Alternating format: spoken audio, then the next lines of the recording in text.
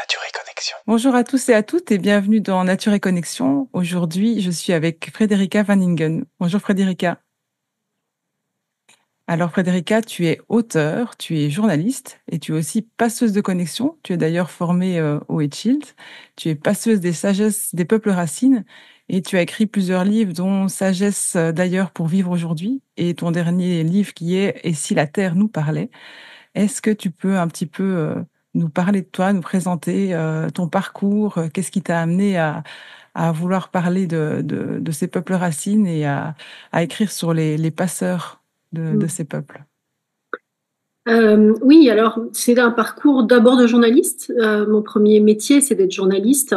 Et en fait, dans cette quête de journaliste que j'ai toujours eue, c'était, le cœur de ce qui m'animait là-dedans, c'était toujours des sujets. Je me suis rendu compte, c'était bon, la science, mais plutôt la biologie, la médecine, l'écologie. Ça, c'était le point de départ parce que j'ai grandi. Alors, le tout premier, le démarrage, c'est certainement ça. J'ai grandi en pleine nature, dans le centre de la France et vraiment en liberté, avec une liberté que peu d'enfants ont la chance de connaître. Donc tout ça a nourri en fait une conscience peut-être quelque part écologique que j'appelais pas comme ça parce que parce que j'avais pas besoin de ces mots-là. Et donc quand je suis devenue journaliste, la première chose qui est venue vers moi parce que je l'ai pas forcément cherché, c'était l'écologie. Mhm. Puisque à cette époque-là que se créait Reporter, qui est voilà un magazine, aujourd'hui un site internet. À l'époque, c'était un magazine et je me suis trouvée faire mes premiers articles de journaliste dans ce magazine-là. Et puis ensuite, donc ça a été petit à petit effectivement la science, plutôt sur la science du vivant, et puis la médecine, et enfin ça m'a amené à. Alors ça, c'est peut-être aussi ma quête personnelle parce que la vie nous amène tout un tas de choses et des preuves diverses qu'on vit et qu'on a besoin de transformer pour que ça donne du sens. Et donc, je me suis intéressée à ce moment-là à la psychologie, au développement personnel. Et en faisant tout ce cheminement-là, un jour, donc j'étais journaliste dans un magazine grand public qui s'appelle Ça m'intéresse, et donc je faisais beaucoup de sujets qui vraiment me parlaient, hein. C'était important pour moi. Je me suis intéressée à la méditation, je me suis intéressée à la pleine conscience, etc. Et puis un jour, il y avait cette question de mais qui suis-je? C'est quoi ce jeu, ce fameux jeu? Et en fait, il y a eu une évidence qui était que la réponse, par hasard, je suis tombée sur une conférence d'Éric Julien et c'était une évidence que la réponse était de ce côté-là. Donc, je suis allée à la rencontre de personnes qui étaient en lien avec ces peuples. Et quand je les ai rencontrés, un, puis l'autre, et puis, enfin, ça s'est fait un peu, je dirais que c'est pas forcément moi qui ai amorcé ces rencontres. Ça s'est fait comme ça. Et ça a été une évidence que je faisais ce métier pour pouvoir mettre ça ensemble et proposer une image à nos cultures de qu'est-ce que ces peuples, ces cultures ont en commun que nous avons aussi et que nous avons oublié. Donc ça, la quête a commencé comme ça, et puis elle se poursuit Ouais, depuis tout à fait. maintenant 10-11 ans, quoi. Et donc, tu allais à la rencontre plutôt des passeurs et pas des peuples en eux-mêmes, c'est ça? Oui, c'est juste. Je suis allée à la rencontre des passeurs. Là, ça s'est joué comme ça que j'étais une jeune maman. Ma fille était jeune. Euh, et donc, c'était un peu complexe pour moi de voyager à ce moment-là, hein, dans les conditions dans lesquelles j'étais. Et puis, en fait, en écrivant mon premier livre, donc Sagesse d'ailleurs, je me suis rendu compte que, justement, ce que je cherche, c'est vraiment ce qui vient me parler à moi dans ma culture et non pas forcément d'aller voir toutes ces cultures de près parce que souvent, quand on les rencontre, on s'arrête aux apparences. Et ce qui est puissant dans ces cultures, c'est justement qu'est-ce qui est derrière les apparences. Et donc, ce sont des cultures qui travaillent sur l'intériorité des humains. Donc, Oui. moi, ce qui m'a intéressé, c'est ça. C'est comment on peut comprendre ce voyage intérieur qu'ils font et comment on peut le ramener ici chez nous. Donc, le voyage, c'est secondaire, en fait, quelque part pour moi. Je suis allée un peu rencontrer les Samis parce qu'à un moment, j'ai eu besoin de voir comment eux intégraient la vision qu'on appelle nous chamanique ou néo-chamanique, puisqu'ils ont encore une culture un peu vivante, mais qui a été abîmée comme la nôtre, et ils vont rechercher des éléments. Donc pour un de mes livres, j'ai eu envie d'aller voir, parce que aussi c'est un peuple, c'est le peuple racine européen, hein, le dernier Oui, peuple c'est le racine dernier, oui, européen. tout à fait. Voilà, donc c'était intéressant d'aller voir comment eux ils vivaient ce réveil de leur propre culture, comment ils allaient chercher dans d'autres cultures aussi des éléments.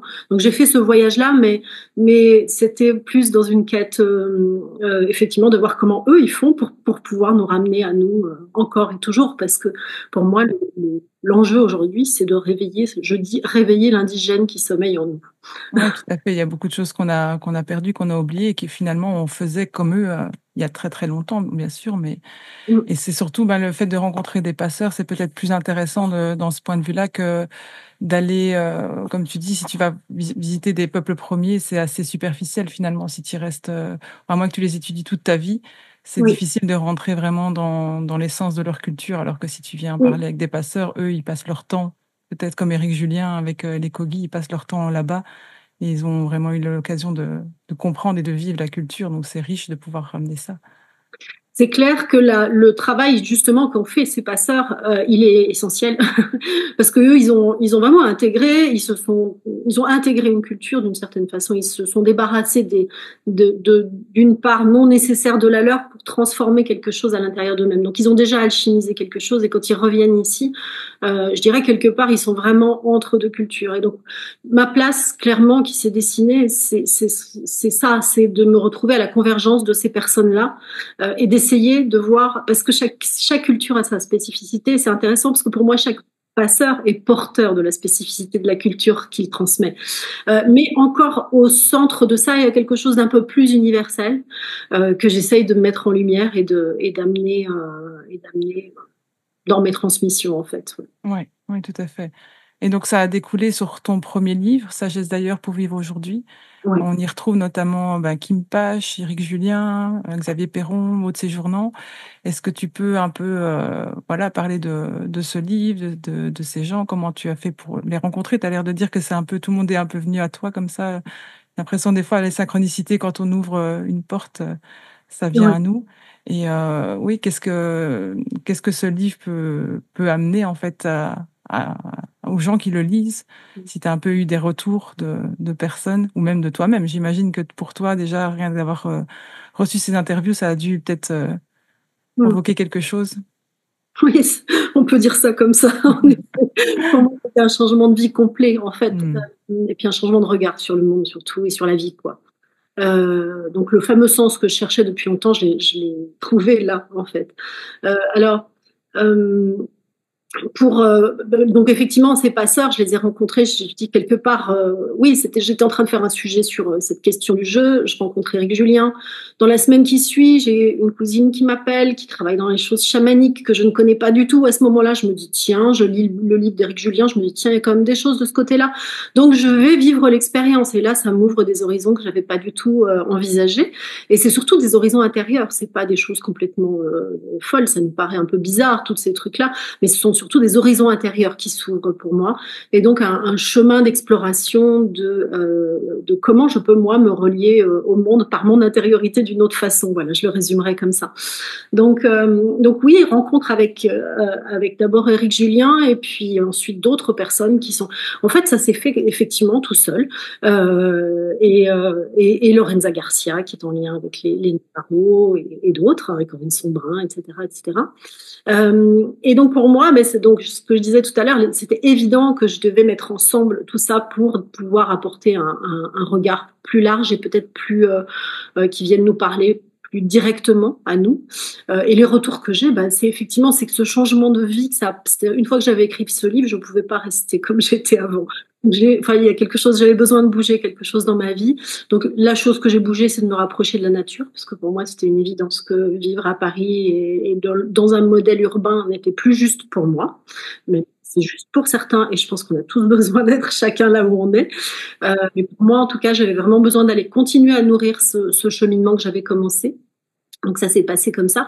Et en fait, eh bien, je me rends compte que tout ce que j'ai vécu à travers ce livre, à travers les autres aussi d'ailleurs, quand je le transmets et quand les gens le lisent, eh bien, ça passe à travers. C'est-à-dire que ils sont touchés aussi, et ça vient nourrir quelque chose des espaces où on a perdu le sens en fait de ce qu'est la vie, de ce qu'est oui, le vivant, la vie, la mort, la nature, la guérison, la maladie, enfin tous ces problèmes qui pour nous sont devenus des problèmes matériels.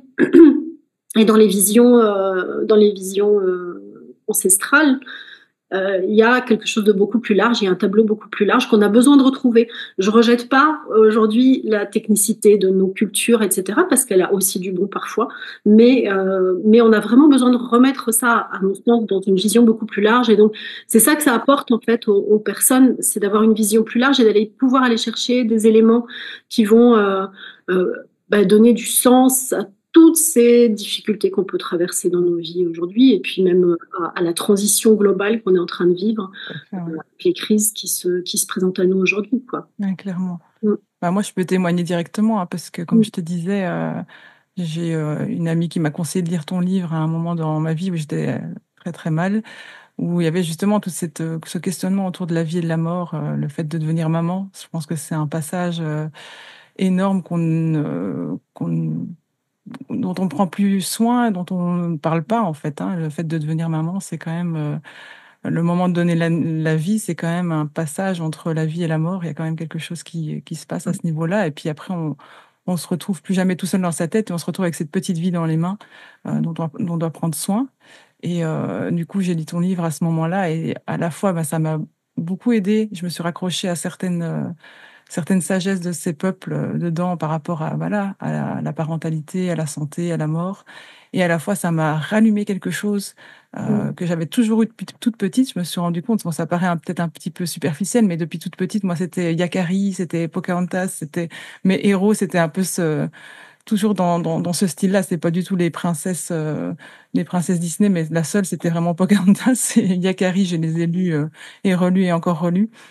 Et donc, il y a toujours eu quelque chose à l'intérieur de moi, oui, qui était très fasciné par les peuples premiers et par leur lien à la nature. Et je pense que ça a aidé à ouvrir de nouveau, où j'ai commencé à me reconnecter à la nature et à vouloir voilà, créer quelque chose d'autre jusqu'à ce que j'arrive au jour d'aujourd'hui avec Graines de Sauvage et tout ce que j'essaie de mettre en place, quoi.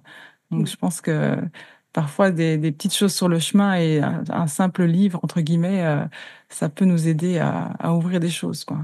Mm.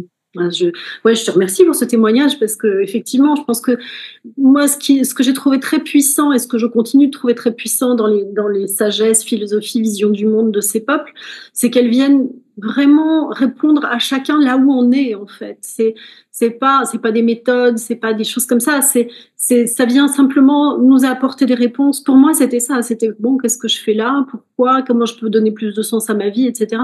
Et c'était, ils ont vraiment bah oui, ils ont des réponses à ces questions-là qui sont à la fois hyper simples et à partir du moment où on les a touchées, ça nous aide à trouver une direction en fait de chemin et puis à réveiller. Alors pour moi, la clé, elle est là de ces sagesses. Et nous, on a réinventé la psychologie pour répondre à ce problème-là. Mais pour moi, la clé de ces sagesses, c'est elles entretiennent l'élan de vie avec lequel on est. Et elles font en sorte qu'il soit présent tout au long de notre vie. Et ça, c'est donc effectivement, quand tu dis toucher la question de la vie et de la mort, et ben, ça vient nous interroger sur cet élan de vie qu'on a à l'intérieur de nous et comment on en prend soin. Et nos sociétés ne prennent plus du tout soin de ça. Les épidémies de burn-out, les dépressions, enfin, toutes les difficultés auxquelles on est confronté aujourd'hui, c'est ça.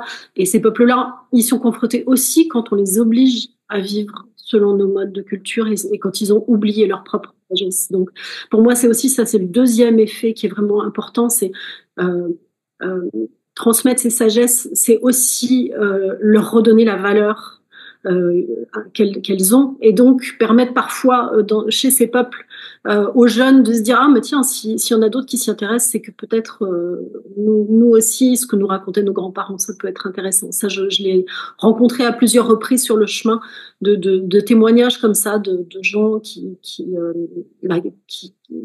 chez qui ça permettait de réveiller la valeur de leur propre sagesse. Oui, de venir se reconnecter à leur propre culture qui a été Absolument. oubliée parce qu'elle a été peut-être saccagée par voilà, Oui. la C'est vrai colonisation, chez nous etc. aussi. Et c'est vrai chez nous aussi. C'est-à-dire, en fait, on a saccagé notre Tout à propre fait. culture. Et donc, on est allé faire la même chose chez les autres, Oui, tout à fait. historiquement. Donc, ouais. Mm. Oui, oui, tout à fait. Nous, on avait quand même une belle culture aussi. Si on va revoir un peu chez les Celtes, il y avait quand même des belles choses et des connexions à la nature, à l'art, qui étaient bien présentes de la communauté et des célébrations qui finalement étaient modifiées par l'avènement entre autres de la religion catholique, qui est repris un peu ces fêtes et les a transformées. Je dirais de la religion catholique et technologique. Oui, c'est ça. Oui, c'est ça, tout à fait. Parce que, enfin, la technologie n'est pas une religion en soi, mais on peut en faire une religion. Et là, Ouais, ça pose ouais. un problème. Ouais. Et du coup, suite à ça, tu t'es pas arrêté là. Tu as sorti plusieurs autres livres. Et dernièrement, ton petit dernier, donc c'est Et si la Terre nous parlait, qui est sorti Oui. au mois de mai. Oui. Et là, tu y parles de 8 principes de vie qui t'ont été inspirés de nouveau par les sagesses de ces peuples racines. Et on retrouve par exemple comme principe, la vie cherche toujours son équilibre, ou encore la terre donne le tempo, ou voilà, il y en avait quelques-uns d'autres. Est-ce que tu peux nous en parler un petit peu plus, nous parler de ce livre, pourquoi ce livre après l'autre, quelle est sa raison d'être et d'où viennent tous ces principes finalement? Est-ce que ça vient d'un seul peuple ou c'est une espèce de rassemblement de plusieurs sagesses qui t'ont permis de voir qu'il y avait des points communs? Alors, je dirais, c'est quelque chose alchimisé à travers mon propre regard de toutes ces années. Par rapport, alors le premier livre, Sagesse d'ailleurs, c'était vraiment, j'avais raconté les histoires des personnes que j'avais rencontrées, je racontais les sagesses qu'ils avaient pu me transmettre et ce que j'en avais vécu moi à travers l'expérience, parce que c'est des sagesses qu'on doit vivre à travers l'expérience. Il y a un moment où c'est bien d'en parler, mais il y a des moments où il faut vraiment aller dans la nature, vraiment vivre des choses pour des rituels, etc., pour pouvoir vraiment saisir l'essence. Et puis, donc il y avait ce livre-là, j'en ai fait un autre sur la vision de la santé chez ces peuples, j'en ai fait un autre sur leur connexion à la nature spécifiquement. Et puis, ensuite, en fait, l'idée, c'était justement comment, après toutes ces années, moi, je vois, enfin, en étant un peu à cheval quelque part entre notre regard moderne et ce regard tel qu'il est partagé de façon universelle. Pour moi, la raison pour laquelle c'est universel, c'est que ces cultures et ces sagesses sont euh, profondément inscrites dans le vivant, dans la vie, dans la nature. Elles viennent de la nature, contrairement à notre savoir qu'on croit créer, hein, mais en fait, il vient aussi de la nature au départ. Mais on a créé on a mis plein de couches entre. Et la différence, en fait, enfin, ce qui était intéressant pour moi, c'était de dire, ok, il y a cette vision du monde qui est entièrement reliée au vivant, comme ton petit. Et puis il y a la vision. Et puis, il y a la vision de notre modernité qui est déconnectée de ça. Et donc, l'idée, c'était de dire quels sont les principes dans ces sociétés-là qui régissent leur façon de fonctionner et qu'on pourrait remettre chez nous. Voilà. On pourrait essayer de recomprendre pour les remettre dans nos propres cultures, pour en refaire des cultures symbiotiques. Donc oui, il y a cette idée que la vie cherche toujours son équilibre, que au-delà, nous, on essaye de créer on contrôle, hein, enfin, on a des cultures du contrôle, on essaye de faire en sorte que ça tienne, mais la vie, elle a au-delà de notre volonté de contrôle, elle cherche son équilibre. Donc j'explique un peu comment ça se joue et comment ces peuples-là prennent en compte cette idée d'un équilibre de la vie dans leur fonctionnement personnel, social, etc., et dans le lien avec la Terre. Voilà. Ensuite, il y a le fait que justement chaque élément d'un écosystème a une place et qu'il a tout un chemin à faire pour trouver cette place. Donc il y a aussi, j'aborde les questions de l'éducation, j'aborde les questions aussi alors de la gouvernance, j'aime pas trop le dire en ces termes-là parce que, enfin en tout cas des directions qu'on peut donner à un groupe humain, voilà, en s'inspirant du vivant. En tout cas, j'essaye d'aller explorer les principes issus de ces peuples qui permettent de fonctionner d'une façon vivante, c'est-à-dire une façon qui est d'une certaine façon, enfin qui est résiliente à l'arrivée. Voilà, donc il y a quelques principes sur la terre et le diapason, parce que pour moi, ces cultures nous montrent que la terre, la nature, c'est le grand livre dans lequel sont inscrites les lois selon lesquelles fonctionne la vie, donc selon lesquelles nous fonctionnons aussi. Voilà, et puis tout un cheminement aussi sur leur vision de la relation, sur leur vision de la pensée, sur l'art, etc. Ouais, donc c'est assez riche. C'est un aboutissement pour moi de tout ça. Donc j'essaye de donner des pistes et puis je pose quelques questions à la fin de chaque chapitre en disant voilà ce qui serait intéressant de revisiter chez nous, quoi. Voilà, j'essaie d'en faire un outil de réflexion pour ouvrir des pistes et chez nous. Oui, c'est ça. Donc, il y a une partie un peu plus pratique dans le sens où tu viens questionner et peut-être amener quelques réponses de ce que nous, on pourrait mettre en place. Ouais, ou en tout cas des éléments clés qui pourraient permettre d'apporter des réponses plus adéquates. Voilà, parce que ça ne peut pas changer le monde. Mais par contre, ces visions, elles nous amènent vraiment un terreau à partir duquel on peut commencer à re-questionner nos propres déséquilibres. Parce qu'en fait, le problème est là. Enfin, nous, on est dans des sociétés qui déconnectées du vivant, donc qui vivent en total déséquilibre. Donc, comment on peut reconstituer les équilibres à différents niveaux, que ce soit au niveau économique, au niveau de l'éducation, au niveau voilà, au niveau de soi-même, de sa propre relation au monde, de sa relation aux autres, etc. Oui, tout à fait. Voilà. C'était une exploration issue en fait de ces 10 ou 11 années de recherche. Pour moi, c'était vraiment mettre tout ça ensemble pour essayer de comprendre synthèse, quoi. Comment, et puis comment moi aussi, ça m'a reconstruit mon regard sur le monde et sur la vie. Oui, tout à fait. Comme tu dis, on peut pas changer le monde, mais si tu arrives à changer le monde intérieur de quelques personnes, c'est déjà énorme.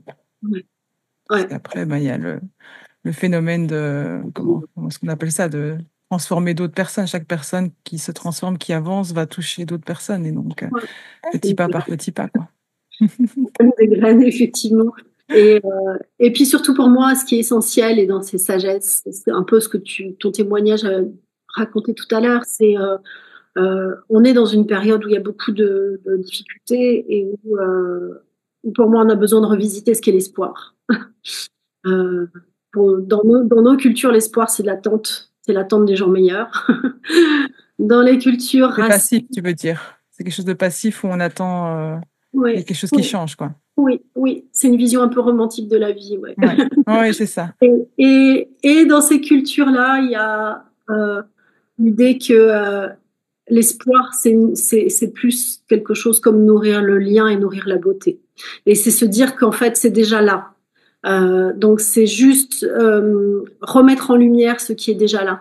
En fait, nos cultures cherchent toujours à réinventer des choses et en fait, le lien, le vivant, tout ça est déjà là. Donc c'est comment je réinvestis mes liens en fait. Et quelque part cultiver l'espoir, c'est comment je restaure mes liens à tout ce qui m'entoure. Donc c'est une grande différence de vision. Oui, c'est ça, il y a rien à reconstruire, il y a rien de nouveau à aller chercher, c'est juste retrouver ce qu'on a oublié, qui est juste autour de nous, en fait. Ouais, et aller chercher en soi comment je le reconstruis, parce que quand je le reconstruis, c'est tellement bon. C'est surtout ça qu'il faut savoir. Et là, c'est bon. Et quand on est dans cette joie-là, là, on peut construire de l'espoir. Là, l'espoir est là. Voilà, l'espoir est à cet endroit-là. Il n'est pas à l'extérieur, il n'est pas en attente, il n'est pas dans l'attente des jours meilleurs venant de l'extérieur. C'est une attitude infantile, ça. Voilà, c'est vraiment l'attitude du bébé qui a faim et qui attend que le nourrisse, alors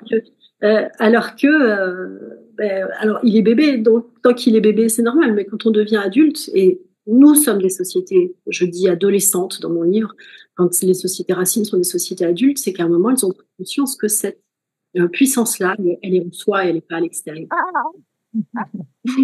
Il y a quelqu'un qui a quelque chose à dire. Oh, ben voilà. C'est sorti. Et donc voilà, tu as écrit tous ces livres, mais t'es pas resté là encore. Tu as encore été un peu plus loin et tu as créé le Cercle des Passeurs. Je pense que tu avais envie d'aller encore un niveau au-dessus. Est-ce que tu peux nous expliquer c'est quoi le Cercle des Passeurs et qu'est-ce que ça amène? Ouais, alors le Cercle des Passeurs, c'est une aventure vivante pour moi. Ça a été effectivement à la fin de Sagesse d'ailleurs, le premier livre, au départ la proposition d'Éric Julien de dire tiens, et si il a un lieu, un espace où on peut faire des stages, etc. Et tiens, si on mettait ça dans la matière. Donc ça s'est passé comme ça. En fait, l'idée c'était que ne pas en rester à un livre, mais à proposer à d'autres personnes de vivre les expériences que je raconte dans ce livre. Et donc, quand je dis c'est une aventure vivante, c'est que ça a démarré comme ça et depuis ça a grandi et je grandis avec ce cercle aussi. Et donc l'idée, c'est vraiment de proposer une expérience d'explorer les sagesses, les philosophies, les visions et surtout les pratiques aussi issues de ces peuples telles qu'elles ont été alchimisées par les passeurs. donc les passeurs ou par mois, pour quelque part vivre des passages. Hein, ce sont des espaces chaque cercle est une forme de passage, c'est-à-dire ça permet de clarifier des choses, ça permet de se connaître un peu mieux, ça permet d'avancer sur son chemin d'une certaine façon. Donc voilà, c'est un cercle. Alors quand je dis que c'est vivant, c'est parce que une année il va avoir un thème, et puis l'année suivante ça va être autre chose. C'est vraiment lui qui m'amène à voilà à, à grandir quelque part et à faire des propositions qui sont aussi en résonance un peu avec l'air du temps ou avec les besoins du moment, parce que je pense qu'on a vraiment ces besoins. En fait, dans nos cultures, on n'a pas ces espaces-là pour se retrouver ensemble, autour du feu ou autour d'une pratique ou autour d'une pratique artistique ou autre, ou simplement se retrouver ensemble dans un cercle de parole. Et donc, l'idée, c'est d'ouvrir un espace pendant plusieurs jours en général, un peu immersif, dans lequel on va vivre ce qu'est la tribu. Et on va pouvoir vivre des expériences, amener chacun un peu de ce qu'on est et vivre une expérience transformative. Ouais. D'accord, donc c'est animé par toi et d'autres passeurs? Oui, alors c'est moi qui anime, en effet, et j'invite d'autres passeurs qui viennent proposer des transmissions. Donc, c'est un tout. Ouais. C'est pas juste un passeur qui vient faire quelque chose et un autre. C'est pas des conférences. C'est vraiment l'idée de rentrer dans un processus qui va nous amener, qui nous faire partir d'un endroit et nous amener à des réponses là où on en a besoin. Oui, c'est ça. Donc c'est pas, comme tu dis, c'est pas une conférence où ils viennent juste exposer de la théorie, entre guillemets, mais on vient dans la pratique, quoi. On vient vivre quelque chose. Alors un peu les deux, parce que moi je suis une passeuse de sens. Mhm. Donc c'est un peu les deux, et je pense qu'on a besoin aussi de ça, nous, dans Ouais. nos cultures aujourd'hui. Donc il y a un peu de... Alors c'est pas des conférences, mais il y a effectivement aussi donner du sens à tout ce qu'on va vivre dans cette expérience-là. Ouais. Une transmission Dans nos cultures de à nous. parole, ouais, Voilà. et du vécu. Oui, absolument. Ouais, ouais. D'accord. Et ça se passe dans quel coin en général? Alors aujourd'hui, beaucoup dans la Drôme, surtout. Ah oui, oui, c'est Ce très sera beau. peut-être amené à aller ailleurs aussi.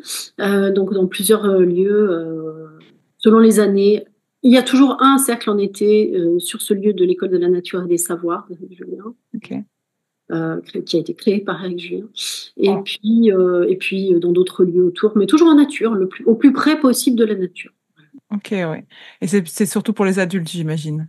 Alors aujourd'hui, c'est surtout pour les adultes, oui, parce que ces passages-là, c'est effectivement, moi je les proposais essentiellement aux adultes. Il arrive qu'il y ait des ados qui viennent avec leurs parents. On en parle Ah, un petit peu avant pour voir de quoi ils retournent, ouais. pour qu'ils soient sûrs que voilà. Et Mhm. puis, et puis peut-être un moment, ce sera plus large, mais pour l'instant, c'est déjà, c'est déjà une sacrée aventure. Ouais, c'est déjà un bon travail, c'est clair. Ouais. Et puis, pour moi, la transformation des adultes, c'est quelque chose qui est très important parce que Ouais. euh, dans les cultures racines, vraiment, il y a cette idée d'être le modèle. Et donc, pour être le modèle, il faut se transformer soi-même. Il suffit pas de dire d'aller mettre les enfants dans la... C'est bien, c'est essentiel d'amener les enfants dans la nature. C'est essentiel. Enfin, j'ai grandi dans la nature, donc Dieu merci. Ouais. Et je sais que ça a été très important pour moi dans mon histoire. Mais donc, c'est essentiel, bien sûr. Mais si on ne transforme pas les adultes, qui les accompagnent, que ce soit les parents ou des gens qui ont affaire à des enfants dans leur vie professionnelle, Mhm. le changement sera pas suffisant. En tout Oui, cas, tout à fait. C'est un peu la conclusion à laquelle je suis arrivée après quelques années de travail avec les enfants. Je vois bien que les enfants, même s'ils ont perdu leur connexion à la nature, ce qui peut arriver très vite, surtout quand, je veux dire, à la campagne, c'est pareil, hein, mais que ce soit en campagne ou en ville, ils vont à l'école, ils rentrent, ils sont à l'intérieur. Si les parents ne sont pas connectés, en fait, dans les stages, je vois après 1 ou 2 jours, les enfants, ils retrouvent leur nature sauvage.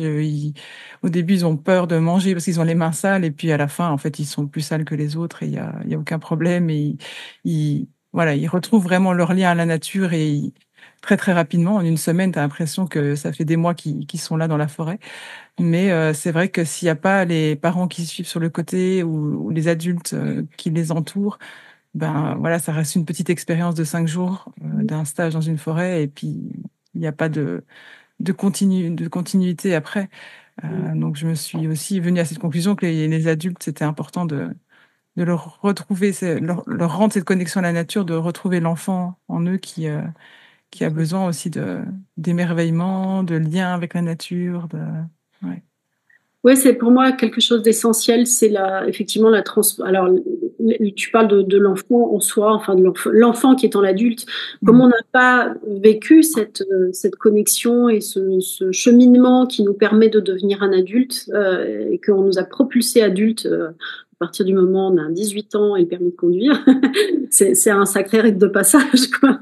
Oui. Mais voilà, donc on a besoin d'aller retrouver, nous adultes, on a besoin de revivre tout ça, de revisiter justement cet enfant intérieur et tous les manques qu'il a eu, toutes les blessures qui sont inscrites là, parce que sans quoi on reproduit ça de génération en génération. Donc si à un moment on veut pouvoir créer des cultures et des enfants qui sont vraiment des enfants qui vont être en capacité de régénérer le lien à la nature et de le retransmettre à leurs enfants, on doit d'abord passer par soi-même. Oui, tout à fait, ça c'est certain. Ah, oui. Et du coup, tu disais que tu avais écrit un de tes livres qui était sur la connexion à la nature des peuples racines. Est-ce que tu peux un peu nous parler, oui, effectivement, de leur lien à la nature? Est-ce que c'est vraiment différent du nôtre? Qu'est-ce que ça peut nous apporter à l'heure actuelle? Surtout, je pense que ce lien à la nature, on a plus besoin que jamais. Mais oui, nous, on a une vision consommatrice de la nature encore aujourd'hui, hein. Donc, bon, d'abord, c'était les sports à une époque, le tourisme, et puis maintenant, c'est aller vivre à la campagne, et puis même justement dans ce juste aller vivre à la campagne, on habite encore dans un décor en fait, quand on est dans nos cultures, en tout cas dans le regard qu'on a dans nos cultures. Et pour les peuples racines, la nature, c'est soi, c'est le prolongement de soi-même en fait. On est dans un lien qui est un lien viscéral, qui est sensoriel, qui est sensuel, qui est affectif. Il n'y a pas de coupure en fait entre l'intérieur, enfin, entre soi à l'intérieur, son propre corps et l'extérieur. Il y a même des langues chez certains peuples où il n'y a pas le mot corps. Il n'y a pas quelque chose qui définit mon corps. D'accord, ouais. Il y a le peuple des 10 doigts, etc. Mais c'est pas mon corps. Il y a quelque chose comme un prolongement direct. Dans certaines langues chez les aborigènes, il y a pas l'idée de droite et de gauche, par exemple. Tu vois, parce que quand ça c'est à ma droite, c'est quelque chose qui voilà, c'est le monde par rapport à moi. Eux ils disent ma jambe qui est au sud ou voilà mon bras Ah, qui. ouais. Donc Il y a même des peuples où il n'y a pas de mot pour nature, quoi. Nature, ça n'existe pas. En fait. Effectivement, alors le mot nature, alors ça c'est une exploration que j'ai fait dans mon dernier bouquin justement pour aller voir. Alors il faut aller chercher un peu dans la subtilité. Le mot nature tel que il n'y a pas d'équivalent, mais par exemple pour les Lakota c'est Maka, c'est la terre, voilà. Et il n'y a souvent pas d'équivalent, mais il y a quand même toujours cette idée d'une force autre qui nous traverse. Et si on va chercher très très loin dans l'origine du mot nature, la nature c'est ce qui naît à chaque instant, il y a l'idée de cette force qui passe à travers nous et qui fait naître les choses. Donc il y a quand même dans cette notion de nature, ce qui naît à chaque instant, c'est quelque chose qui nous dépasse. Donc si on le conçoit comme ça, si on conçoit l'idée du mot de la nature comme étant quelque chose dont nous faisons partie et qui nous dépasse, et là on va bien au-delà de la vision de la nature comme on la voit nous, l'air, un décor. Voilà, les décors, les bois, etc. Ça va bien au-delà de ça. C'est la force qui traverse ce monde et qui est aussi, et qui nous traverse aussi. Bah là, on se rapproche un petit peu de la vision des peuples racines. Donc oui, aujourd'hui, la vision du mot nature telle qu'on l'utilise la plupart du temps, c'est tiens, je vais aller faire un tour dans la nature. Et pas, si je vais faire un tour dans la nature, c'est en moi-même que je vais faire un tour. Le premier endroit où se trouve la nature, c'est en moi en fait. Et il n'y a pas de séparation. Donc voilà. C'est très spirituel finalement chez eux. Ben, alors oui, mais c'est pareil, quand tu dis spirituel, tu sépares. Oui. Pour ces peuples, il y a le mot spiritualité. Par exemple, les Kogi, quand ils viennent nous parler de leur montagne, etc., ils vont dire les pères spirituels, les mères spirituelles. Mais ça, c'est une traduction. Dans leur langue, s'il n'y a pas ce mot spirituel, c'est le père et la mère. Donc nous, on a rajouté spirituel pour comprendre. Mais ils n'ont pas besoin de ça. C'est-à-dire que pour eux, tout est spirituel, en fait. Pas de séparation entre le spirituel et le vivant. Le vivant est profondément spirituel. Et quand je dis le vivant, c'est le vivant au sens large, c'est les pierres, c'est la lune, c'est la terre, c'est le cosmos. Oui, c'est Et ça. nous, au milieu de tout ça. Donc c'est vraiment un autre regard, une autre vision. Ouais. Et je ne sais plus si j'ai répondu à ta question. Oui, c'est ça. Mais c'était voilà, que c'était quoi la nature pour eux et par rapport à nous.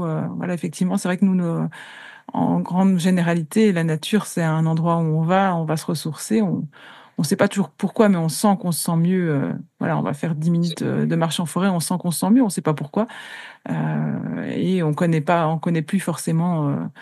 Je veux dire, moi, avant de me relancer dans la connexion à la nature, j'allais me promener en forêt. Pour moi, un arbre, c'était un arbre. Il y a du vert, voilà. J'y comprenais pas grand-chose. Je regardais autour de moi, je voyais pas la différence entre l'un et l'autre. Euh, et je savais que ça me faisait du bien d'aller dans la forêt, mais je savais pas trop pourquoi. Maintenant, c'est vrai que grâce aux neurosciences, on peut comprendre, voilà, quel est l'impact de la nature sur nous. Mais ça reste, voilà, un décor ou un lieu où on se sent bien, mais on n'a pas encore vu on vit séparés d'elle, comme tu disais, finalement, même si on vit en campagne, on est dans nos maisons, et quand tu vois comment sont construites les maisons à l'heure actuelle, il y a plus rien de naturel, même dans ta maison. Je veux dire, t'as pas de lien à la terre, entre ton carrelage et ta dalle en béton, et puis ton mur en béton, ou ton isolation en je ne sais pas trop quoi. T'as finalement des maisons plutôt en plastique et en béton que des maisons qui sont faites de terre et de matière naturelle qui te relie encore à la terre. Et donc, on en est là, effectivement, comme tu dis, la nature, elle est en nous, on est la nature. Donc, si on vient se reconnecter même à soi, ben, on est reconnecté à la nature. Mais ça, on a séparé un peu toutes les choses, on a tous aussi sonné, finalement, dans notre société. Et même quand tu dis effectivement, on se sent bien, et aujourd'hui, je vois, il y a tout un courant de comment la nature nous fait du bien, etc., etc. On est encore dans une vision quelque part consommatrice. C'est mon bien-être à moi, etc., etc. Bon, Ouais, c'est pas grave, c'est une bonne porte d'entrée. ouais, oui, tout à C'est fait. une bonne porte d'entrée pour aller justement toucher ce que ça vient toucher en soi. Effectivement, se sentir mieux, c'est une voie, enfin, c'est une voie de passage essentielle. Et c'est intéressant de voir les peuples racines en général, ça je l'ai retrouvé dans les fameuses lois, principes de vie que j'évoque. Il y a cette idée de retrouver la joie et de cultiver la joie. Et la nature, elle nous amène vraiment à ça. Et c'est une joie simple, hein, c'est pas une joie où je vais aller la vie, aller c'est vraiment retoucher la joie de l'enfant quelque part. Ouais, Et pour moi, ça, aller dans la nature, ça nous ramène à cet espace-là. Alors c'est pas évident pour tout le monde parce qu'on a été tellement coupé de tout ça qu'il y a un chemin à faire pour pouvoir commencer à la ressentir. mhm, Euh, mais c'est là, c'est là qu'on peut ouais, la retrouver vraiment en fait. Donc la nature, pour ces peuples-là, la différence entre nous, c'est entre notre vision qui est toujours un peu consommatrice d'une façon ou d'une autre, et la leur, c'est que pour eux, c'est celle qui nous nourrit, c'est la mère. Elle nous nourrit, elle nous porte, elle nous initie, elle est celle dans laquelle se trouve la connaissance. En fait, la connaissance existe déjà, on n'a pas besoin de la produire, elle est là. On est juste des traducteurs de la connaissance. On a eu cette espèce d'arrogance dans notre culture de dire, nous, on fait la science, on fait le mhm, savoir. Non, on fait pas le savoir, on va recueillir le savoir là où il est. Et ça amène dans une posture d'humilité, et ça amène quelque part dans un autre rapport au vivant et à la nature. Et je trouve que ça, c'est un point qui est important. C'est ça qu'ils peuvent nous apporter. Voilà, c'est bien qu'on aille explorer dans les neurosciences, avec la médecine, etc., pourquoi la nature nous fait du bien, mais l'idée, c'est que ça puisse nous amener à cet espace de reconnexion profonde, de savoir que ben, si on est en capacité avec notre petit cerveau, si notre petit cerveau il a été programmé pour comprendre tous ces trucs-là, c'est parce que elle est là, la mère. mhm. Oui, et puis c'est aussi ne plus être tout le temps que dans le mental, quoi. Quand Oui. tu es dans la nature, en fait, il y a quelque chose qui peut se passer à un moment donné où tu peux déconnecter de ton mental et de toutes tes pensées et ressentir, en fait. Quelque part, c'est bien d'avoir les sciences pour expliquer les choses, mais en fait, on le ressent tous. On peut tous le ressentir. On n'a pas besoin des neurosciences pour nous dire que ça nous fait du bien, en fait, hein, finalement. Ouais. Oui, et c'est vrai que c'est ce que tu dis est très juste, c'est que dans leur dans leur culture, il y a quelque chose comme une intelligence des sens, une intelligence perceptive en fait. Et moi j'aime bien dire qu'il y a à la fois les sens, la connexion sensorielle et affective. Et ça pour moi c'est un tout. C'est-à-dire que c'est comme ça qu'on peut vraiment accéder à une forme de savoir profond. Et le côté un peu objectif, enfin qui se veut objectif de la science, c'est un biais en fait. La science nous parle de biais cognitifs, mais je pense que elle-même, elle souffre d'un biais qui est le fait qu'elle ne considère pas la relation et la puissance du lien en fait dans la compréhension du monde. Donc voilà, c'est ça qu'on a à remettre dans notre vision aujourd'hui, je Oui, pense. tout à fait. Et tu as parlé de la joie de l'enfant. Et c'est vrai que souvent, enfin, moi j'ai souvent lu et entendu que ces peuples-là sont très heureux, en tout cas certains, qu'il y a beaucoup de joie et qu'ils sont sans doute plus heureux que nous. Est-ce que c'est quelque chose que tu as déjà entendu parmi les passeurs? Et est-ce que c'est ce lien justement à la nature qui leur apporte cette joie, ou est-ce que c'est voilà quelque chose d'autre? Est-ce que tu as une idée un peu? Alors oui, il y a plein de choses qui sont à l'origine de ça. Comme je te disais, c'est intéressant de voir que c'est une loi. Enfin, c'est les Iroquois qui. Enfin, j'avais lu un chef, un homme médecine iroquois qui disait clairement, voilà, la joie, c'est quelque chose que tu dois cultiver, ça fait partie de la loi. Voilà, être joyeux, c'est la loi. Être joyeux et donc être en gratitude de ce que la vie te donne et tout ça, c'est une loi. Voilà, si on cultive pas ça, il y a quelque chose qui va pas dans notre place d'humain dans le monde.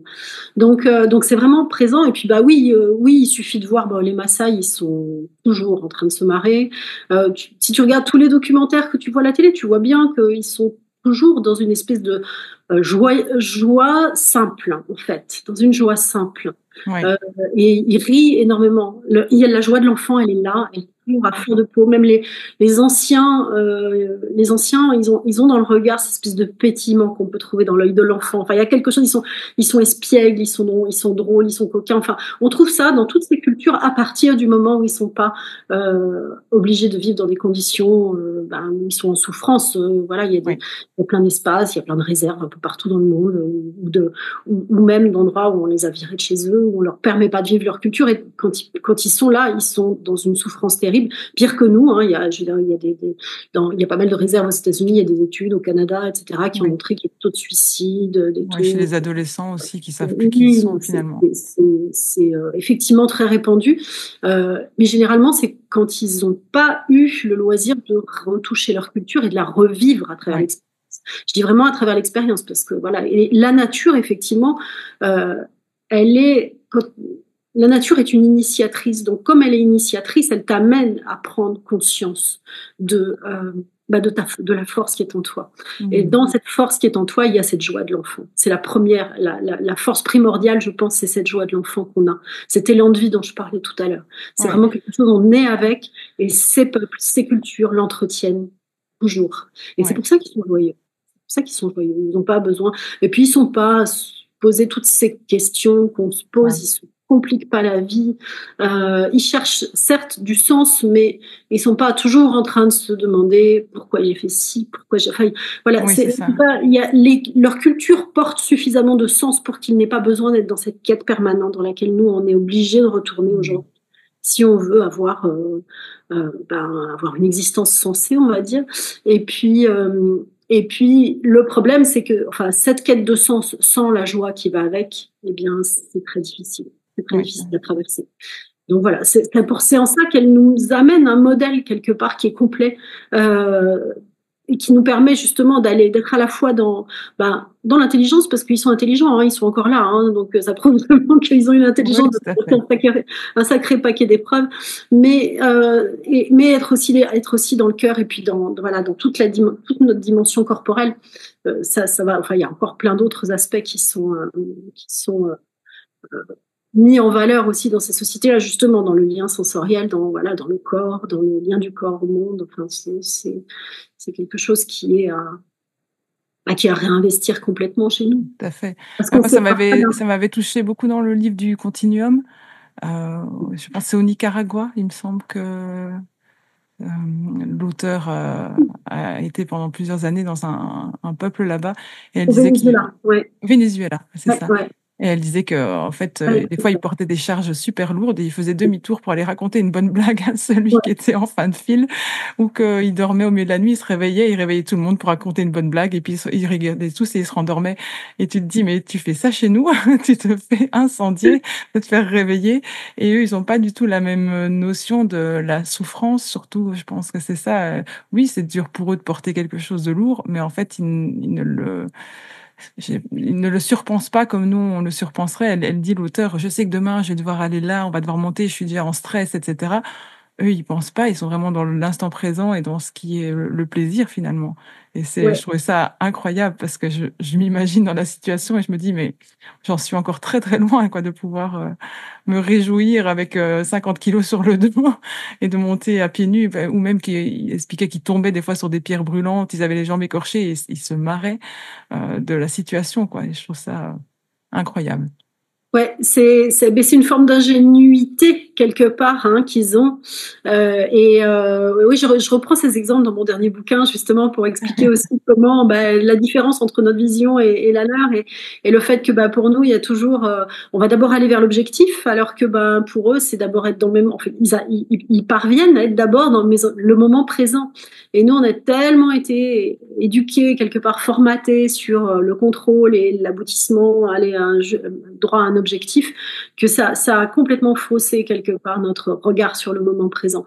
Et là, c'est pareil, on a un équilibre à retrouver. Alors c'est vrai que bon, oui, on a peut-être plus conscience des difficultés quand on va monter un gros projet ou un truc compliqué. On est capable peut-être de mettre plus de complexité, mais comment est-ce que dans cette complexité on peut ramener cette simplicité, cette humanité profonde finalement, qui est la joie de l'ingénu, quoi. Ouais, Ouais, ça, c'est un des autres défis quelque part qu'on a donc, clairement. aujourd'hui. Enfin, un défi joyeux, hein. Oui, c'est ça. Comment remettre plus de joie dans nos vies, quoi. Pas Mm. de la joie forcée, de la joie qui vient de l'intérieur, quoi. Donc, Oui, de la joie pure, comme quand tu vois un ouais. enfant qui joue, quoi, qui s'émerveille, c'est Mais il ça. faut, enfin, pour moi,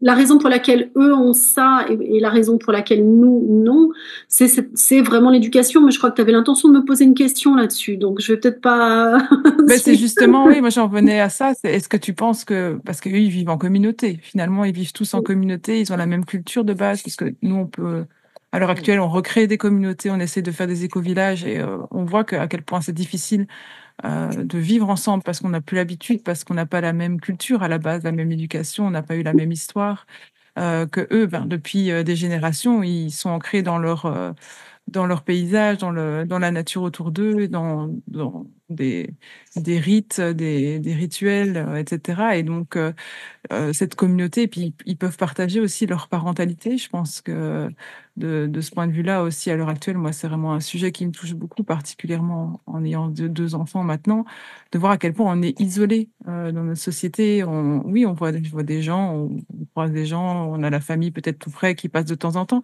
mais dans le quotidien, on est quand même isolé quand on a besoin de bras pour porter le bébé, ben, on n'a personne, quoi. Et dans ces peuples-là, ben, parfois, il y a même de la coparentalité, beaucoup, où ils peuvent élever les enfants les uns des autres. Est-ce que tu penses que ça aussi, cette vie en communauté, cette façon de vivre ensemble, d'élever les enfants ensemble, ça leur amène aussi en partie cette joie que nous, on n'a plus, on doit gérer tellement de choses en même temps, rapporter de l'argent à la maison, travailler, s'occuper de la maison, s'occuper des enfants. Mhm. Ouais. Ouais, absolument. Pour moi, la base, elle est là et c'est effectivement quelque chose qu'on retransmet de génération en génération aussi. Bah, tu parlais tout à l'heure du principe du continuum. J'ai repris cette idée de continuum. Moi, je dis c'est des cultures du continuum en fait. C'est-à-dire que euh, dès que l'enfant naît, tout est fait pour qu'il ressente le moins possible la coupure de l'état dans lequel il a pu baigner avant. Alors on peut parler de l'utérus, on peut parler de l'avant selon les traditions, là où on va, de là où on vient, etc. Mais c'est surtout cette idée que on va faire en sorte que quand l'enfant arrive, on va l'accompagner dans ce qu'il est. Donc il va être porté par la mère, porté par le clan autour, etc. Quand il va commencer à bouger, ben il va avoir une forme de liberté, c'est-à-dire qu'on va déjà se dire qu'il est déjà quelqu'un. On va pas être toujours en train de dire non, fais pas ça, c'est dangereux. Enfin, il y a toutes ces dimensions-là qui sont vraiment euh, euh, soignées dans ces cultures-là. Et il y a à la fois la liberté de l'enfant, on va le laisser commencer à crapahuter, à se promener, à aller découvrir par lui-même le monde et donc la nature, puisque c'est la plupart vivent en nature et grandissent en nature. Et puis, il y a aussi en parallèle comme tu dis, parlais de coparentalité, bah, euh, une co-vigilance en fait. C'est-à-dire que tous les adultes et même les enfants plus grands qui vont être là autour vont être là pour s'assurer que l'autre est en sécurité. Et en fait, ça se fait naturellement. C'est pas une charge, c'est de l'amour. C'est tout Ouais, simplement de l'amour. Parce que en fait, comme chacun a grandi dans cette continuité, qu'il n'y a pas eu donc, il y a beaucoup moins les blessures de la frustration, de la coupure qui viennent se mettre à tous les âges de la vie chez nous. Et donc, ben, en fait, ça permet de garder cette espèce de générosité, d'envie d'aider l'autre. Donc, les plus petits les plus grands vont aider les plus petits, etc. Et donc, il y a quelque chose qui se déroule très naturellement comme ça. Et ça, effectivement, bon, tous les passeurs m'ont témoigné quand ils vivent dans ces conditions-là, de ce fonctionnement collectif qui est soutenant pour les enfants et qui est soutenant bien sûr pour les parents. Après, dans leur culture, c'est inscrit aussi, tu vois, chez les Lakota, en fait, oui, chez les Lakota, peuple amérindien, les parents, c'est-à-dire le père et la mère, sont autant parents que l'oncle et la tante, etc., etc. Donc l'enfant va aller chez les autres et va les appeler papa, maman de la même façon. Donc ça, tout de suite, ça élargit les possibles. Et puis ça a aussi un effet, un autre effet secondaire qui est quand même pas mal, c'est que ça évite les projections des parents sur leurs enfants. Donc ça permet à l'enfant de devenir vraiment qui il est et de pas être le fruit des tes projections parents. de ses parents qui font que ça va générer encore des blessures, encore des frustrations. On va passer des années sur le divan à essayer de se débarrasser de ce truc pour pouvoir devenir vraiment soi-même. Et donc, bah, quelque part, pour moi, c'est des cultures du continuum et ce qu'elles font, c'est qu'elles permettent à chacun bah, d'être vraiment qui il est et d'être d'apprendre, oui, d'apprendre à se connaître et de devenir vraiment qui il est, trouver sa place dans le collectif sans avoir ces espèces d'injonctions qui viennent de tous les côtés qu'on peut avoir chez nous. Voilà. Donc oui, c'est des modes d'éducation complètement différents. Ouais. Oui, tout à fait. Mm. Mhm. Ouais. Ok. Donc, porter son bébé, tu vois, c'est effectivement le point de départ d'une relation aussi entre la mère et l'enfant qui va sécuriser quelque part l'enfant et enfin entre la mère et l'enfant, entre le père et l'enfant et entre tous les proches et l'enfant, le fait de nourrir dans ces âges-là ce besoin de lien quand on peut imaginer que quand l'enfant sort de l'utérus et d'un milieu très enveloppant, il a besoin d'avoir de nourrir ce lien le plus possible.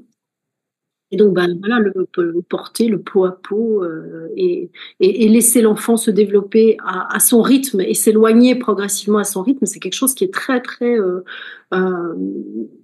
très pris en compte dans ces cultures et dans ces sociétés. Voilà, et l'enfant ouais, il va grandir quelque part d'une certaine façon naturellement. Et nous, on Oui, va c'est ça. le couper de sa mère pour le mettre à la crèche il y a des choses obligatoires comme ça dans nos modes de vie qui font on est, on est dans des coupures et on rajoute des frustrations à chaque étape. Ouais. Mm. Oui, c'est ça, c'est la façon dont on vit dans nos sociétés qui nous permet pas finalement de pouvoir faire comme ça. Ou alors il faut vraiment faire des choix de vie qui essaient de tendre vers ça. Mais même là, c'est pas toujours évident. Rien que de maintenant, enfin, on voit que ça change, hein, qu'il y a beaucoup de changements, mais rien que de porter son enfant, moi je le vois, moi je le porte quasiment 24 heures sur 24, et il y a quand même toujours un peu des questionnements de la famille ou surtout des anciens. Moi je vois surtout ma grand-mère, ça la perturbe beaucoup de voir que je le porte comme ça et que je dors avec lui et que je suis très très collée à lui. Parce que ben, à cette époque-là, elle, on lui a dit de mettre son enfant dans un berceau, dans une chambre au noir, et c'est tout, quoi. Et donc, il y a eu vraiment à ce moment-là cette déconnexion, et là, on essaie de rattraper ça, parce que finalement, quand tu y réfléchis, ben, on est des bébés sapiens, quoi. Et donc, à l'époque, il y a très, très, très longtemps, ben, les bébés, ils étaient quand même accrochés à la fourrure avant de devenir des Homo sapiens, c'était accroché à la fourrure de leur maman. Et puis ça a évolué puisqu'on a eu de moins en moins de poils, etc. Euh, mais ça, quand tu regardes les singes, les bébés, ils naissent et puis ils s'accrochent à la fourrure de leur maman, ils sont sur leur dos et ils n'ont pas le choix. Ils sont rien sans. Et on voit vraiment le bébé qui cherche toujours à s'accrocher finalement. Ouais, ça nous invite à revenir à notre nature, hein, et donc aussi à écouter un petit peu ce qui se joue en nous. Alors bon, ce qui est chouette dans le rôle de maman, c'est qu'il y a des ressentis qui sont là. Enfin, dans le rôle de parent même, je pense que c'est vrai pour les hommes aussi. À partir du Mhm. moment où ils s'autorisent à être pleinement, voilà, dans cette forme de relation, peut-être presque animale quelque part, effectivement avec l'enfant, où il y a ce besoin de proximité. Il est là de toute façon. Mais et nous, bah oui, nos anciens, ils ont vécu la déconnexion vraiment, notamment de C'est cette ça. nos anciennes, Mhm. nos grands-mères, elles ont vraiment vécu cette déconnexion. On leur Ouais. disait de faire exactement le contraire de ce qu'aujourd'hui on essaye de ramener de naturalité dans la maternité. Euh, et donc, bah oui, c'est difficile à comprendre parfois pour l'entourage, mais bon, je trouve que c'est aussi un chemin d'exploration. C'est un chemin d'exploration qu'on a réveillé en fait, hein. Ouais. Et puis c'est une expérience à vivre, de remettre en place cette proximité. Moi, j'ai porté ma fille évidemment très longtemps. Je l'ai allaitée très très très très longtemps. Et je vois à quel point ça lui a apporté une autonomie. Oui, c'est Voilà, ça. là où on me disait attention, elle va pas vouloir te lâcher. Voilà, j'étais seule, donc elle voudra pas te lâcher. Vous allez être fusionnelle, attention. Mais au contraire, je pense que ça nous a permis ça nous a préparé aux étapes suivantes. Mhm. C'est-à-dire qu'à un moment, bah moi j'en avais un peu assez, et puis elle aussi, je Oui, crois, oui, c'est elle ça. pouvait devenir plus grande. Donc on a vécu C'est ça. choisi, quoi. C'est un Voilà. moment choisi de séparation Et ensemble. il y a quelque chose des cycles naturels qui s'est joué dans Ouais. cette relation-là. Donc moi, ça c'est ma propre expérience, mais j'ai très confiance dans le fait qu'à partir du moment où on est à l'écoute de ça, où on fait attention de ne pas être en train de nourrir, enfin comment dire, de réparer ses blessures à travers Oui, l'enfant. c'est ça. Tout à fait. On a cette conscience-là. Il y a quelque chose de très naturel qui se met en place, où il y a un jour où c'est plus le moment. On doit passer à autre chose. Et Oui, ça, c'est ça. enfin moi, j'ai ma fille aujourd'hui 14 ans et je le vis encore. Oui, c'est ça. Ouais, de toute façon, quand tu réfléchis, comment beaucoup d'amour pourrait être négatif pour qui que ce soit, tu vois? Sauf si c'est un amour étouffant, bien sûr, mais ça, c'est une Oui, histoire de conscience. oui, c'est ça. Et c'est comme ce proverbe, c'est un proverbe serbe, je pense, qui dit, ben, le rôle des parents, c'est de donner des racines et des ailes. Mm. Donc, Ouais. vraiment, on doit commencer par leur donner vraiment un bon fondement, des racines, et puis qu'ils puissent s'envoler le jour où ils sont prêts. Ils peuvent s'envoler en confiance parce qu'ils savent que il y a quelqu'un derrière eux, quoi, et qu'il Oui, y a eu alors beaucoup d'amour. la difficulté dans nos sociétés, c'est ce que tu soulignais tout à l'heure, c'est que dans les sociétés racines, il y a l'histoire de la coparentalité qui vient compléter ça. Il y a d'autres gens qui vont amener voilà, l'enfant à vivre d'autres expériences. Et ça, c'est peut-être quelque chose qu'on peut recréer, nous aussi. C'est-à-dire, si on a conscience de ça, ne pas rester dans une espèce de famille nucléaire, essayer de trouver autour de soi des personnes qui peuvent être des référents pour ci, pour ça, leur demander, en parler, échanger et dire tiens, est-ce que toi tu veux bien voilà, permettre à l'enfant de vivre dans des endroits différents avec des personnes différentes, c'est quelque chose qui est très important aussi, même si notre société est imparfaite, même si les autres adultes sont imparfaits. Mais quelque part, cette notion de coparentalité, de donner à l'enfant la conscience qu'il fait partie d'un monde plus grand que juste sa petite cellule familiale, c'est quelque chose qui Oui, peut se jouer aussi, qui peut permettre, voilà, quand on crée un tissu autour de soi de confiance, de commencer à remettre en place une forme de coparentalité. Et ça, pour moi, ça a été quelque chose qui a été très intéressant. Donc, voilà. oui, tout à fait. Faire. On peut ramener des ingrédients de ça, et ce serait bien de le faire collectivement et en conscience culturelle. Mais en tout cas, on peut commencer à ressemer des petites graines de ça dans Oui, nos c'est vies. ça. Parce que forcément, nous, peut-être qu'on connaîtra pas cet avènement de retour de la communauté ou de ce lien à la nature ou des choses comme ça. Mais il faut penser, voilà, aux générations futures en semant ces petites graines. Peut-être qu'il y a des choses qui changeront au fur et à mesure pour nos enfants, nos petits-enfants.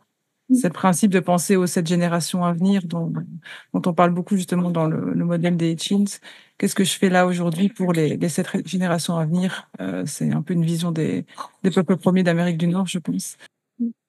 Oui, tout à fait, oui, c'est la vision amérindienne. Mais effectivement, il y a aussi l'idée que, en fait, on en a beaucoup des tribus aujourd'hui. On va, enfin, pour moi, je ne sais pas si on va aller retourner vers des modèles communautaires ou autre chose, j'en ai aucune idée. Mais par contre, remettre de la conscience dans le fait que toutes nos tribus sont des tribus, notre tribu familiale, notre tribu amicale, notre tribu professionnelle, que ce sont des tribus et remettre dans ces espaces-là de la connexion, du sens, du lien, de la conscience. Déjà, quelque part, c'est recréer, enfin, c'est penser aux générations futures. Et pour moi, c'est ça, en fait, plus que dire on va reconstituer des communautés, revivre des collectifs. On peut essayer, bien sûr, et c'est chouette d'essayer, et je vois qu'il y a des modèles et des exemples partout, et c'est vachement important parce qu'on est en train de chercher quelque chose de nouveau. Mais quand on n'en est pas là, ou quand on n'a pas ce souhait-là, parce que tout le monde n'a pas forcément ce souhait, c'est comment je reconstruis des tribus à ces endroits-là, comment je peux arriver, et c'est pas facile, hein, parce que les espaces familiaux, c'est des endroits où c'est difficile de remettre du lien parfois. C'est pas quelque chose de simple, ça oblige à faire un travail sur soi, mais finalement, ce travail-là, il faut savoir qu'on le fait aussi justement pour les générations, pour les 7 générations qui nous suivent, bien sûr. Oui, tout à fait. Et tous ces peuples, donc toi, tu n'as pas eu contact directement avec eux, mais suite à ton contact avec les passeurs, est-ce que tu sens que ces peuples, ils ont envie de partager les choses avec nous, qui sont en demande de pouvoir échanger avec nous et d'entrer en lien, de partager parfois, parce qu'on parle beaucoup d'appropriation culturelle à l'heure actuelle, mais est-ce que finalement, il y a des peuples qui ont peut-être envie de partager leur façon de vivre et de créer des ponts entre nos mondes? Alors oui, alors bon, j'en ai rencontré quand ils viennent chez nous. Hein. J'ai pas fait, voilà, moi j'ai pas fait le tour du monde, mais par contre, quand ils viennent, parfois il m'arrive d'en rencontrer et d'avoir eu des échanges avec certains. Euh, Alors, il y a la question effectivement de l'appropriation culturelle qui est toujours là. Il y a parmi ces peuples des personnes qui n'ont pas le souhait de partager et c'est totalement respectable parce qu'après tout ce qu'on leur a fait subir, eh bien, on serait malvenu de juger. Tout à fait. Mais il y a aussi des peuples et des personnes parmi ces peuples qui ont vraiment le sentiment qu'il y a urgence à nous partager justement l'essence de ces philosophies et de ces sagesses, et non pas les pratiques ou les méthodes, mais l'essence de ces philosophies. Oui, c'est ça. Pour moi, c'est ça qui est important, c'est recomprendre le cœur des choses pour pouvoir nous réinventer quelque chose qui nous permette de redevenir ce que j'appelle, enfin, eux s'appellent êtres humains, donc peut-être que nous, on a besoin de redevenir des êtres humains, c'est-à-dire des personnes qui sont capables, qui sont à la fois conscientes de leurs liens et qui savent remettre justement ce lien d'une façon harmonieuse avec la terre sur laquelle on est, quoi, avec la terre sur laquelle on vit. Donc c'est ici pour moi que ça se joue.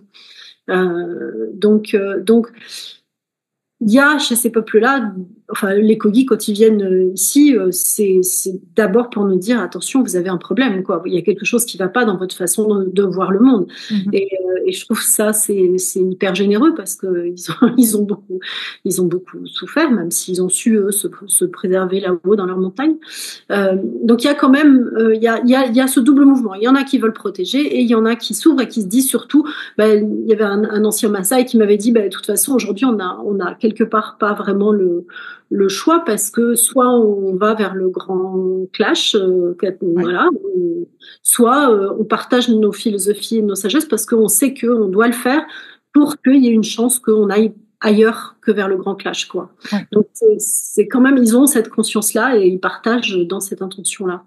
Non pas pour nous donner des outils, des méthodes ou des pratiques de business, oui, c'est ça. mais vraiment pour qu'on essaie de se renourrir à la source de philosophies qui sont inspirées du vivant. Oui, tout à fait. C'est ça, c'est comme tu dis, c'est compréhensible qu'il y en ait qui ne veulent plus partager ou qui ne veulent pas entrer en lien, vu tout ce qu'ils ont souffert. Et puis en même temps, c'est vrai que s'ils ne partagent pas leur sagesse, on risque d'aller vite au crash, quoi. On voit bien comment on est parti là. Ouais, en tout cas, c'est vrai que quand on voit, enfin pour moi, là où je me trouve, quand je vois à quel point ça fait sens pour les gens de retoucher ces fondamentaux de ces philosophies de sagesse-là, je vois que oui, c'est ce qui nous manque vraiment, quoi. Et ils en ont conscience aussi, en fait, ils le voient. Et je pense qu'au début, quand on regarde l'histoire, enfin les quelques bouquins, les histoires de la conquête et tout, on voit comment ils étaient complètement sidérés de voir comment fonctionnait quand on est allé, enfin quand les colons sont arrivés en Amérique, les natifs qui étaient là-bas ne comprenaient pas le mode de fonctionnement. Enfin, ils voyaient l'avidité, ils voyaient la subordination aussi, parce qu'on était dans des rapports de pouvoir avec la hiérarchie. Enfin, en Europe, hein, on était là, donc on a amené ça là-bas. Donc, il y a cette notion notamment de rapport de pouvoir, c'est quelque chose que eux ne comprenaient pas, puisque justement, vivant dans des cultures du continuum, chacun pouvait développer son propre pouvoir, sa propre souveraineté. Il n'y avait pas Ouais. la subordination, la prise de pouvoir de l'un sur l'autre. En fait, les Maasai, pour eux, c'est pareil. Ils ont cette vision que c'est insupportable de dire à quelqu'un ce qu'il doit faire. On retrouve ça en Amérique du Nord, en Amérique du Sud.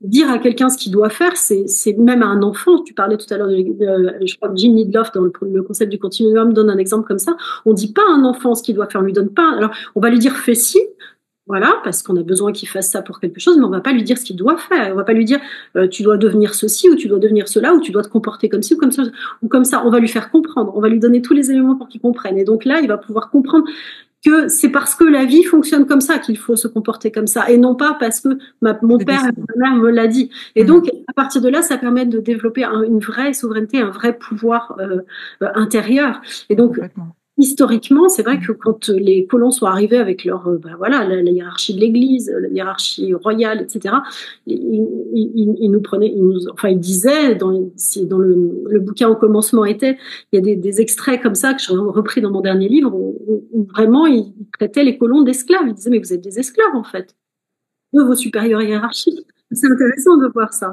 Oui, c'est ça, la vision que nous, on a de eux et de eux de nous. Quoi. Ouais. Donc, bon, on a quand même pas mal de clés à aller chercher dans Ouais, c'est sûr. C'est sûr. D'ailleurs, on est déjà allé en chercher pas mal, mais il y en a encore. L'idée, c'est d'aller un petit peu plus loin dans la transformation intérieure aujourd'hui.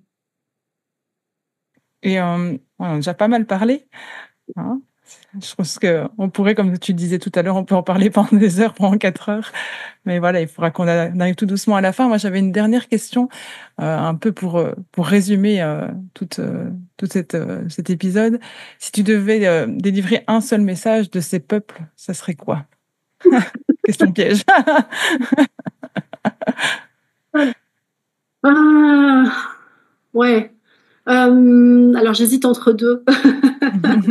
Allez, tu peux en donner deux si tu veux. Ah, mais ensemble, en fait, je vais les rassembler. Alors, moi, dans mon tout dernier bouquin, il m'aura fallu un sacré chemin pour me dire que, tiens, en fait, la façon dont je vois les choses et la façon dont je pense les choses, ça fait partie de l'écosystème.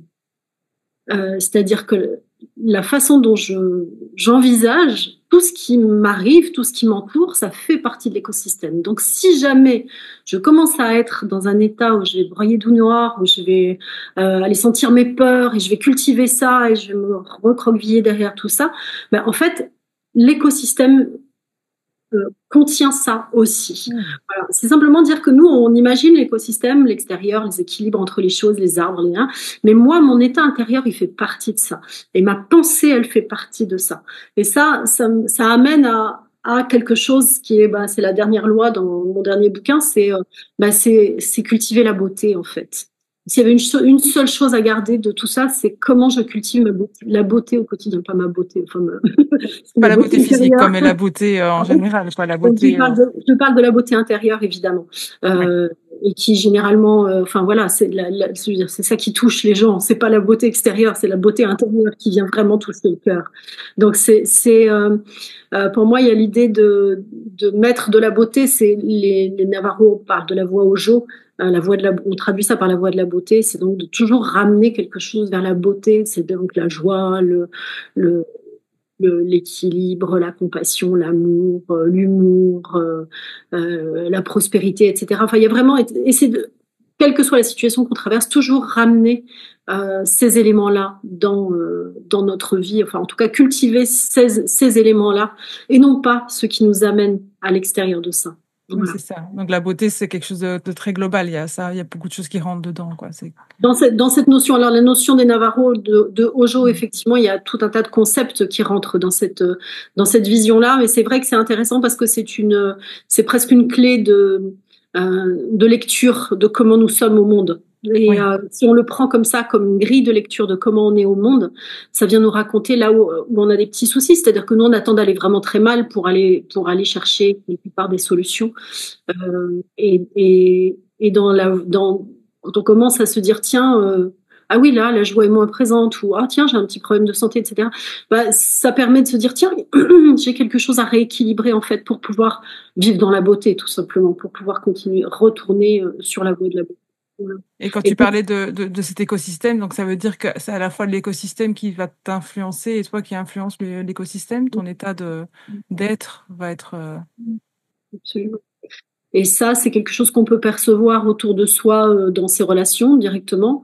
Et puis, ben, en fait, plus on cultive cette voie, justement, plus on essaye de fonctionner, de marcher dans la beauté.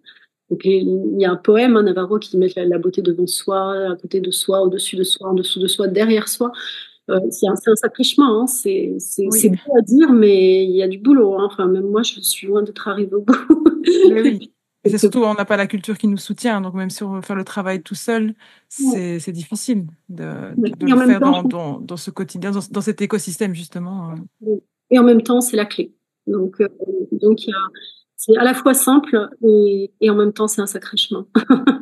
Mais c'est un chemin tellement vivant Oui, c'est sûr. que, que, et il peut être très joyeux. C'est effectivement, on a besoin de se recréer un petit écosystème de relations soutenantes, mais il peut être très joyeux. Il Mhm. est joyeux. C'est pas On le que sent en tout cas quand on parle et on sent la passion et l'amour derrière tout ça.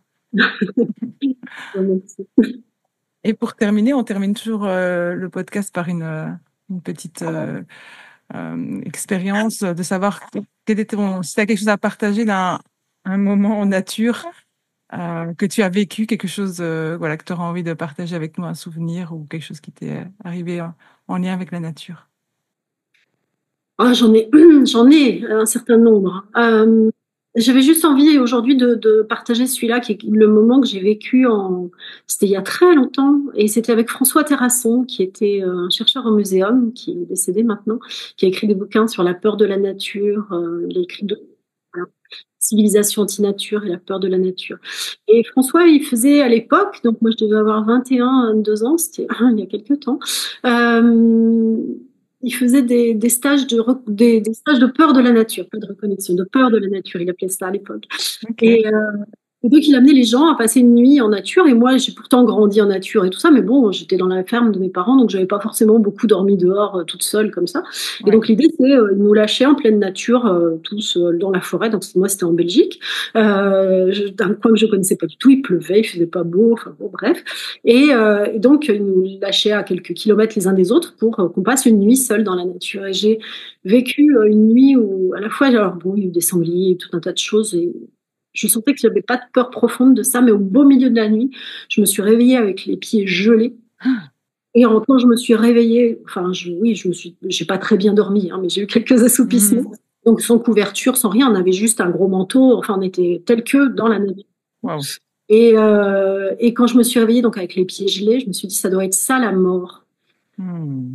Et ça a été quelque chose, ça a été pour moi un passage initiatique parce que ça m'a fait prendre conscience alors j'ai mis du temps derrière à aller chercher ça, à aller creuser ça, mais quand je dis que la nature est initiatrice, c'était vraiment ça parce que j'avais vécu un deuil dans mon adolescence que j'avais pas du tout exploré et que j'avais pas du Hmm. tout creusé. Et de vivre ça de cette façon-là, ça m'a ouvert quelque chose qui est resté très longtemps et qui m'a permis d'aller cheminer un peu plus loin ensuite. Donc quand je dis qu'elle est initiatrice, il y a ça. Et alors c'était marrant parce que cette même nuit-là, j'avais ce poème de Baudelaire qui revenait alors qui est la nature est un temple de vivants piliers, laisse parfois sortir de confuses paroles, etc. Et donc c'était vraiment un poème sur la connexion. Et donc pour moi c'est drôle parce que j'ai à la fois ma culture qui est venue me raconter. Enfin, la nature est venue me parler à travers la culture. J'ai ce poème qui est venu, je ne sais pas d'où, parce que je n'étais pas particulièrement une littéraire à l'époque, et cette histoire-là. Et donc, c'était les deux, vraiment, c'est comme si cette nuit-là, la nature m'avait amené à la fois l'ombre, elle m'avait montré l'ombre que j'avais besoin d'aller explorer, et en même temps la lumière qu'elle pouvait m'apporter d'un autre côté. Magnifique. Et quel beau message, quoi. Ouais, c'était un long chemin derrière aussi. Oui, c'était peut-être un peu le début de ton chemin, du coup. Oui, certainement. Ouais. Super. Eh ben, merci Frédérica pour tout ça. Merci beaucoup. On sent vraiment, oui, c'était très inspirant. Ça donne envie d'aller plus loin, d'aller consulter tous tes livres. Là, moi, j'ai déjà sur ma liste du coup celui sur la nature et le lien à la santé. Oui, c'était très très chouette de pouvoir échanger avec toi sur tout ça. Je trouve que voilà, il y a beaucoup de passeurs effectivement, et c'est pas toujours évident d'aller tous les consulter. Et le fait de pouvoir dans un seul ouvrage, pouvoir avoir tous ces témoignages et de pouvoir, comme tu as fait dans ton dernier livre, de refaire une espèce de synthèse de tout de tout ce que ces peuples ont à nous transmettre, à nous dire, ça nous permet voilà, d'avoir une vision plus globale. C'est effectivement enfin, moi j'ai toujours ce besoin de les remercier aussi, eux, d'exprimer ma gratitude pour tout ce qu'ils ont su préserver, que nous, on n'a pas su préserver, qui aujourd'hui nous permet de redevenir des humains. Voilà. Oui, donc c'est vrai que quand je transmets ça dans mes bouquins, j'ai toujours le sentiment d'être au service de quelque chose qui est beaucoup plus grand. Et donc c'est tellement chouette de sentir que ça nourrit et que ça sème partout des petites graines. Juste. Ouais. Et c'est ça, c'est aussi d'être dans la gratitude de ces peuples, d'avoir été les gardiens de tout ce savoir que nous on a perdu et qui nous permettent aujourd'hui de reconstruire quelque chose. Absolument. Merci beaucoup Frédérica. Merci beaucoup, merci à toi. Si cet épisode vous a plu, n'hésitez pas à ajouter un j'aime sous la vidéo, à laisser votre avis, à la partager autour de vous et à vous abonner pour être tenu au courant de la sortie des prochains épisodes. Vous pouvez aussi visiter le site de Graines de Sauvage pour vous inscrire à la newsletter et être tenu informé des activités. Allez faire un tour sur Instagram pour d'autres contenus sur la connexion et la nature. Merci et à bientôt.